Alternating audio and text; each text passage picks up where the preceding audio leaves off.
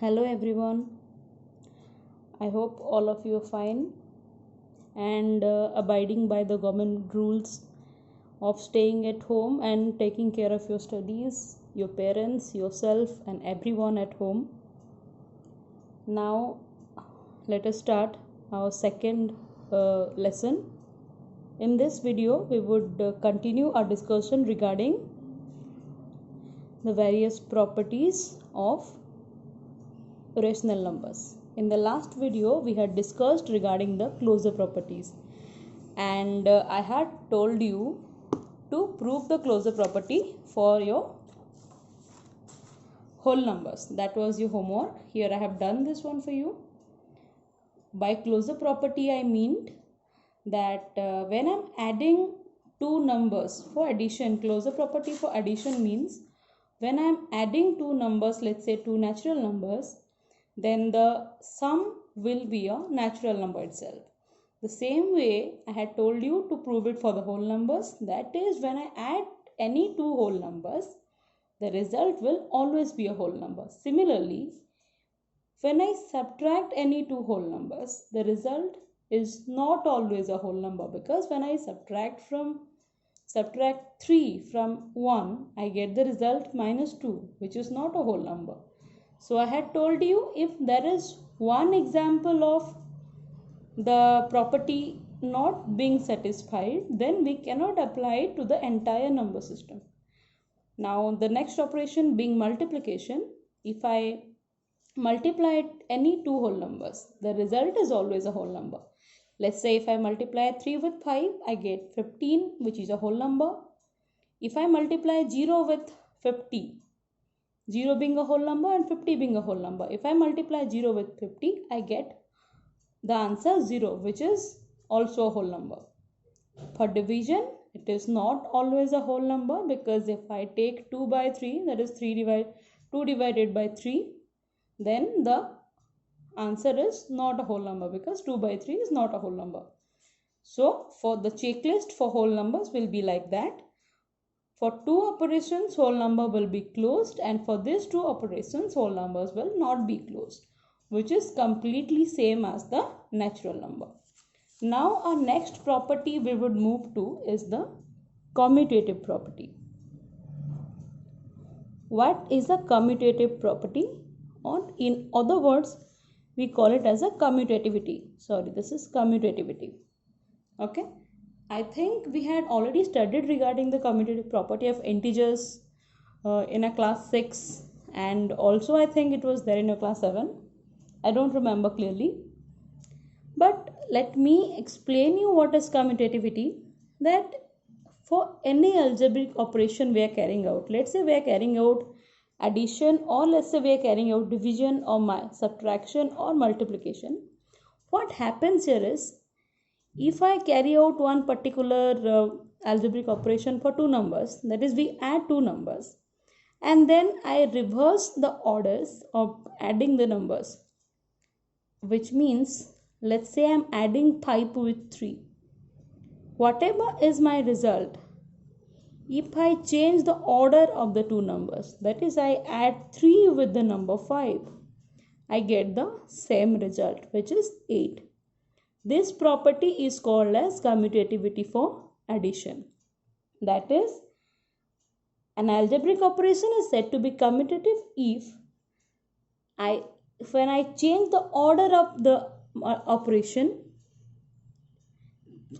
when I change the order of the operation for any two numbers, then the result remains unchanged, which we will prove subsequently now here on. While proving a closure property, I had given you the homework of doing the whole numbers by yourself. Now I am leaving the natural numbers up to you.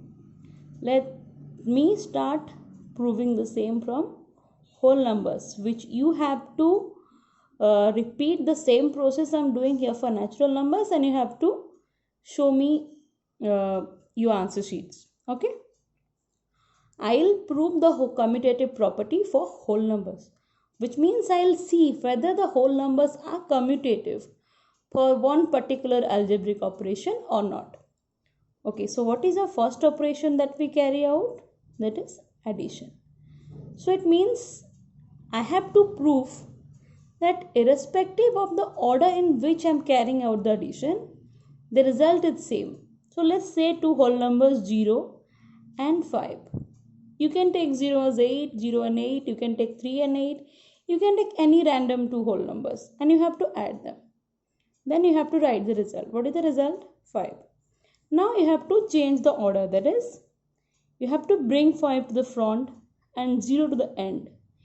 Here it was 5 added to 0, here it is 0 added to 5. What do you get the result? 5. And the result is same, which means we call it as, then we define it in a way, addition is commutative for whole numbers. So when I get the same result, we say addition is commutative for whole numbers. What is the next operation? That is subtraction. Means I have to subtract any two random whole numbers. Let's say I'm subtracting 5 from 15. What do we get? 10. Now if I reverse it, I have to subtract 15 from 5. What do you get the result? Minus 10. Is it similar? No. So subtraction is not commutative for whole numbers, which means if I change the order of numbers in subtracting, the result will not be similar. I think it is clear. Now we will move to the next operation, that is multiplication. There is, now I have to multiply to, let's say I'm multiplying 8 with 4. Sorry, it is 4 with 8. I'm multiplying 4 to 8. What do we get? 32. Now if I'm changing the order of the multiplication and then I multiply 8 with 4, what do we get? 32. So it is commutative. Then we can write multiplication is commutative for whole numbers for this. That is, multiplication is commutative for whole numbers. Clear? Now let's carry out the last operation, that is division. Let's say I'm dividing 12. I'm doing 12 divided by 4. What do we get? 3. But then if I change the order, I get 4 divided by 12. It is 4 by 12. Are they similar? No. So division is not commutative for whole numbers.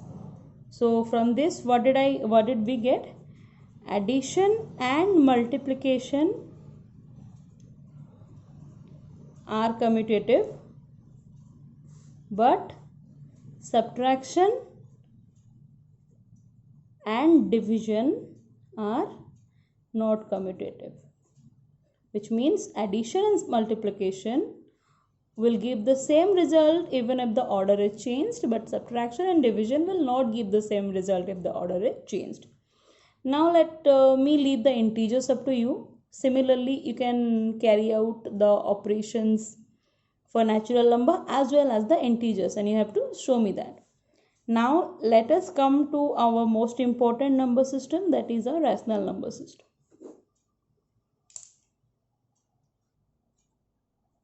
It is a rational number system. Okay.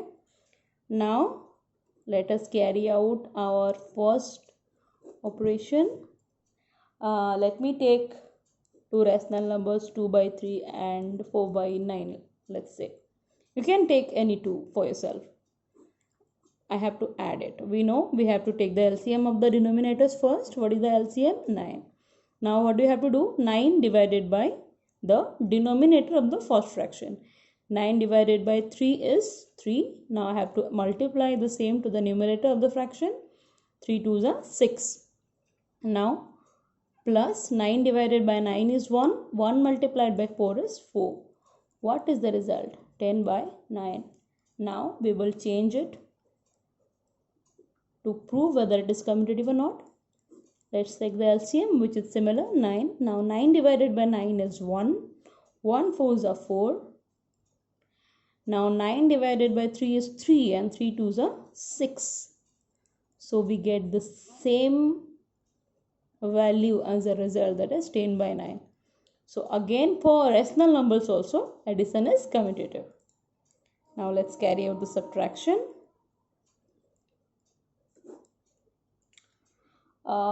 Let me take 1 by 5 minus 6 by 15. Anything you can carry out, okay?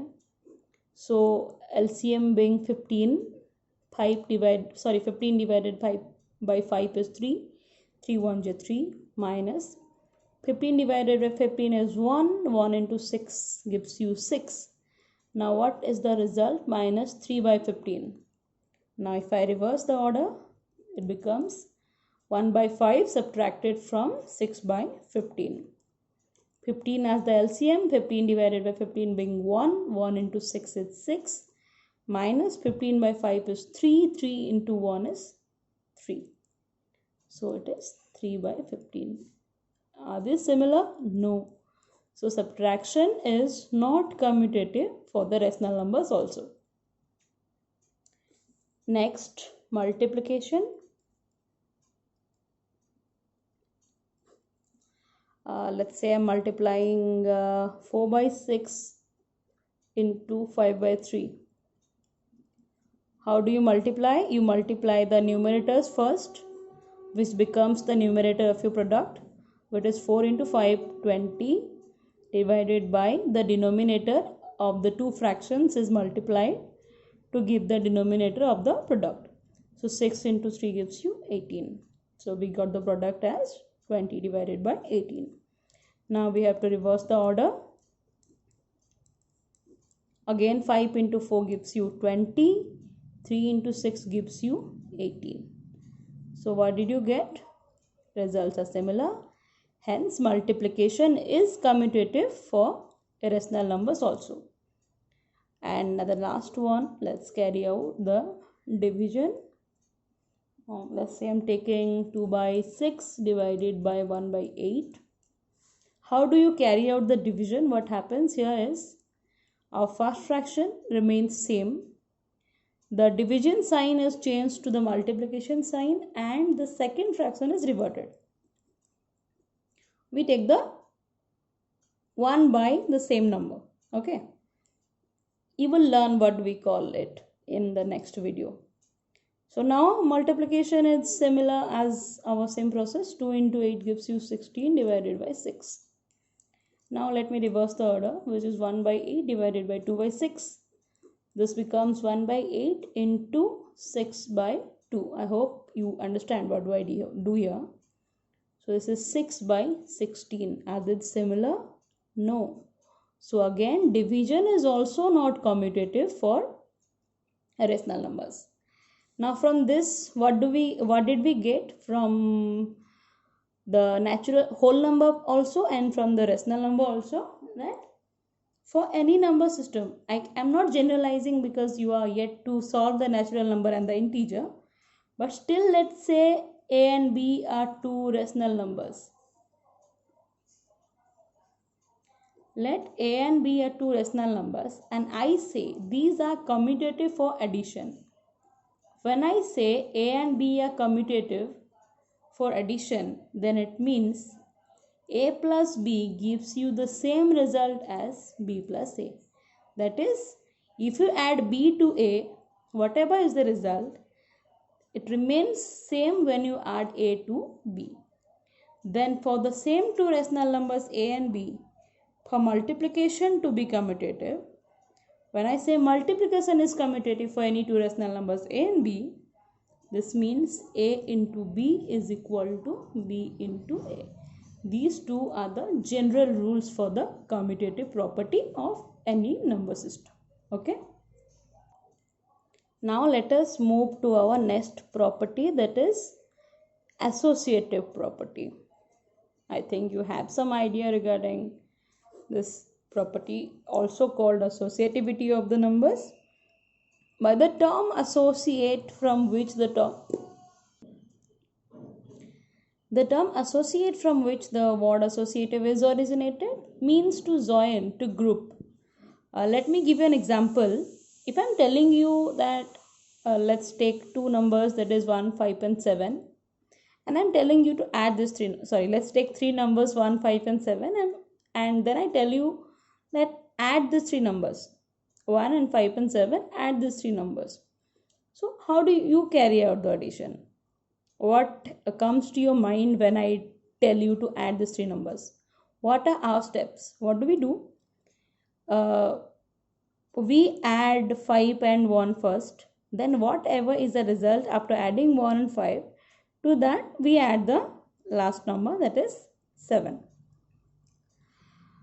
If somebody tells you that I want to add 5 and 7 first, and to that I want to add 1, will the result be similar or different? Let's see.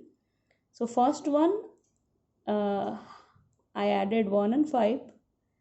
To that I added 7. Let me put it in a bracket, because we always know that a bracketed operation is carried out first.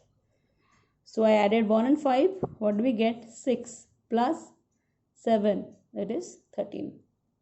Now somebody else said, I want to add 5 and 7 first. To that I want to add 1. So what do I get? 1 plus 12, that is 13, right? Are the results same? Yes.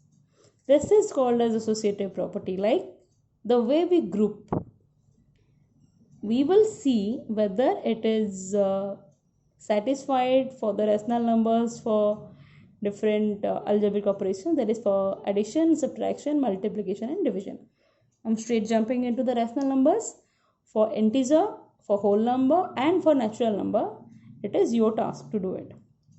Okay, let us take rational numbers and the first operation being addition. Let me take 5, which is a rational number. Why should we take fractions always? 5. Now again to that 1 by 2 and 7 by 4. Okay, now we would carry out addition. In what orders we will continue? I will add 5 and 1 by 2 first, so it is given inside a bracket. To that I add 7 by 4. Okay, so what is the LCM? 2, because here the denominator is 1. 2 divided by 1 is 2. 2 into 5 is 10. And 2 divided by 2 is 1. 1 into 1 gives you 1. To that I have to add 7 by 4 similarly. This is 11 by 2 plus 7 by 4. What is the result? Here the LCM is 4. 4 divided by 2 is 2. 2 into 11 gives you 22. Plus 4 divided by 4 is 1. 1 plus 7 is 7. So get it as 29 by 4. Now we would change the grouping. That is, we would add 1 by 2 and 7 by 4 first. To that we would add 5. Okay, so 5 plus bracket 4 being the LCM. 4 by 2, 2. 2 plus 1. 2 into 1. 2 plus 4 by 4, 1. 1 into 7. 7. So this becomes 5 plus 9 by 4. Now again here the denominator being 1, we get a new LCM 4. 4 by 1 is 1. 1 into 5 gives you 5. 4 by 1 is 4. 4 into 5 you get 20 plus 4 by 4 1. 1 into 9 you get 29. So this becomes 29 by 4. Now the results are same. So addition is associative for rational numbers. Next one, subtraction. Let's say 1 by 2, 1 by 3 and then 3. Okay, so what I do, I'd carry out the subtraction for these two numbers first, then I'd subtract 3 from this. So what I get, LCM of 2 and 3 is 6. 6 divided by 2 is 3. 3 into 1 gives you 3 minus 6 by 3 is 2. 2 into 1 gives you 2 minus 3. So this becomes 1 by 6 minus 3. So this becomes 6 being the LCM. This is 1 minus 18. This is minus 17 by 6. Now let us switch the grouping. This becomes our new statement. 1 by 2 minus 3 being the LCM. 1 minus 9. 3 into 3, 9. So this gives you 1 by 2 minus 8 by 3. So this is 1 by 2 plus 8 by 3. LCM being 6. 6 divided by 2 is 3. So this is 3 plus 16. Gives you 19 by 6. Are the results same? No. Hence subtraction is not associative for the rational numbers. Now we would carry out multiplication.